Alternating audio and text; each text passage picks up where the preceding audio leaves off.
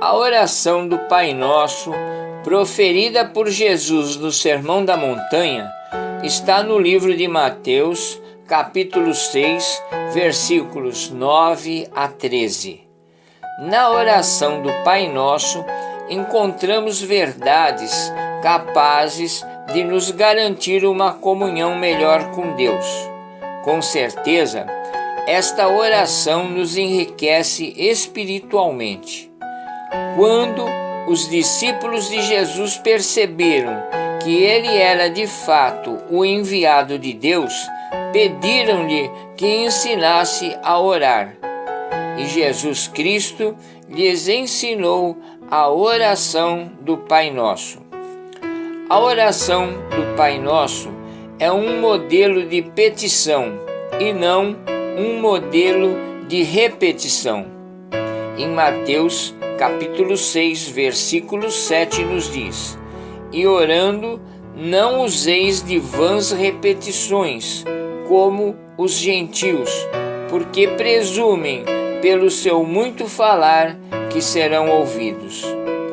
O modelo de oração do Pai Nosso é para usarmos as nossas próprias palavras para nos relacionarmos com Deus. O Pai Nosso, em algumas igrejas evangélicas, é usado como uma oração introdutória. Um detalhe importante é que quando Jesus ensinava a oração, ele instituiu um exemplo e não uma regra. Nessa oração, encontramos algumas perguntas básicas sobre a vida. Portanto, vamos considerar cada parte do Pai Nosso, dividindo-o em 7 partes, e em cada parte podemos orar intensamente. Primeira parte: Pai Nosso que estás nos céus, santificado seja o teu nome. Na frase Pai Nosso que estás nos céus, deixa claro que toda oração deve ser dirigida a Deus que está nos céus. E santificado seja o teu nome, nos diz para adorarmos a Deus e louvá-lo por quem Ele é. Santificado significa separado, exclusivo de forma inconfundível. Santificar é colaborar com Deus e fazer notória a diferença entre santo e profano. Santificar o nome do Pai é estabelecer por meio da fé no nosso próprio coração o que Deus é para nós. Significa sustentar a fé no meio das contrariedades da vida. A expressão teu nome se refere a Deus na sua totalidade. É a preocupação de dar glória a Deus. O Senhor procura verdadeiros adoradores que o adorem em espírito e em verdade. Parte 2. Venha o teu reino. Jesus usou a palavra reino porque naquela época a maioria dos povos usava a organização, o rei e seus súditos. Hoje são governos e cidadãos. Logo, nesta parte da oração, Jesus nos ensina que devemos seguir as leis do reino, as leis de Deus, que são os seus mandamentos, para sermos cidadãos do seu reinado. Em outras palavras, ele nos diz: venha a nós o teu reino, isto é, venha a nós os seus ensinamentos, venha a nós os seus mandamentos, para que possamos ter intimidade com Deus e viver na sua paz. Deus governa todo o universo. O governo de Deus implica em impactar o mundo através do Evangelho, para que famílias venham ser restauradas, enfermos curados, pecadores arrependidos. Quando oramos, venha o teu reino, estamos pedindo pelo sucesso do Evangelho, pelas almas que vão se render ao Senhor. Sinta como esta oração toca profundamente o nosso coração. Quando oramos, venha a nós o teu reino, estamos pedindo a vinda do dia do Senhor. Parte 3. Seja feita a tua vontade, assim na terra como no céu. Nós, os evangélicos, temos que seguir os critérios de Deus segundo o que Ele nos permite fazer. Assim, seremos bem-aventurados em tudo o que fizermos. Bem-aventurado quer dizer também bem-sucedido. Seja feita a tua vontade. Porque a vontade de Deus tem que ser feita na terra? Quando eu começo a desejar a vontade de Deus e não a minha, eu reconheço a sua autoridade. Sua vontade é perfeita, boa e agradável.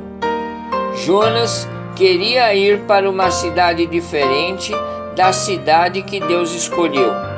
Paulo queria que o Senhor tirasse o espinho da carne. Elias queria ficar na caverna, mas eles sabiam que a vontade de Deus sempre é a melhor para a nossa vida. Assim na terra como no céu. No céu, a vontade de Deus é feita prontamente. E aqui na terra, como é que é feita a vontade de Deus? Vemos o agir de Deus na vida de quem é fiel. Muitas vezes não queremos fazer a vontade de Deus, principalmente quando não gostamos ou quando não entendemos. Quando oramos a Deus clamando que a sua vontade seja estabelecida, nossa oração atravessa o céu e vai até o coração do Pai. Quarta parte. O pão nosso de cada dia nos dá hoje. Aqui pedimos para Deus suprir o nosso alimento de cada dia. E Deus nos concede o que precisamos para aquele dia. O amanhã é outro dia. O maná que caía no deserto era diário e não podia ser guardado. Por isso, a oração nos diz: o pão nosso de cada dia nos dá hoje. A palavra pão significa também o alimento espiritual. Em João capítulo 6, versículo 48, Jesus disse: eu sou o pão da vida. Quando pedimos o pão, pedimos Jesus em nossos corações. Convidamos Jesus para fazer morada em nossos corações, porque Jesus é o pão da vida. Quinta parte. E perdoa-nos as nossas dívidas, assim como nós perdoamos os nossos devedores. Nesta parte da oração, nos lembra de confessar os nossos pecados e que nos desviemos dele. Se estamos em débito com Deus, precisamos pedir perdão destas dívidas, mas há uma pré-condição para sermos perdoados e que devemos ser capazes de perdoar nossos devedores ou os que nos tenham ofendido. Quem perdoa conhece Jesus e lembra-se de que Deus também já nos perdoou. Parte 6. Não nos deixe cair em tentações, mas livra-nos do mal. A tentação e o mal realmente existem, e a melhor maneira de pedir que nos livre do predador, ou seja, de Satanás, é uma petição de socorro em alcançar vitória sobre o pecado. somos tentados todo o tempo, e ninguém que seja humano está livre da tentação. Sétima parte. Porque teu é o reino, o poder e a glória para sempre. É sempre importante afirmar que o reino e o poder e a glória pertencem somente ao Pai, e que devemos estar sempre na presença do Senhor, buscando o perdão de nossos pecados, pedindo proteção para que não cairmos nas ciladas do inimigo, chegando o momento de glorificar, exaltar e reconhecer o poder que Deus exerce sobre nós, pois dele é todo o reino. Amém? Eu sou Carlos Calmar e aprendemos que a oração de Jesus nos ensinou, mostra que orar é mais do que pedir algo, é estar em comunhão constante, em comunhão com Deus.